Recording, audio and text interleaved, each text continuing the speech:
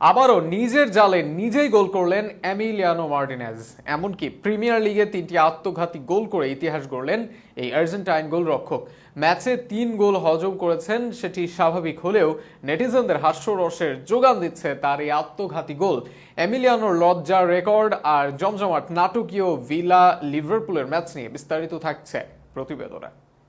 Liverpool বনাম Aston villa মহা গুরুত্বপূর্ণ ম্যাচ। ইপিএল এর এই ম্যাচের ওপর ভাগ্য নির্ধারণ করার উপায় নেই লিভারপুলের, কিন্তু ভিলা পার্কে ম্যাচটি গুরুত্বপূর্ণ ছিল অ্যাস্টন ভিলার জন্য।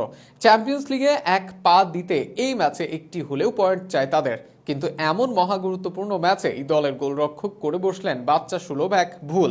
সহজ বল বুকে লুফে না নিয়ে হাতের টাচে অনিচ্ছাকৃতভাবে ঢোকালেন নিজেদের জালে। ফলে প্রিমিয়ার লিগের এত বছরের ইতিহাসে এমিলিয়ানো মার্টিনেজই একমাত্র গোলকিপার যার 3টি আত্মঘাতী গোল রয়েছে। লজ্জার ইতিহাস হয়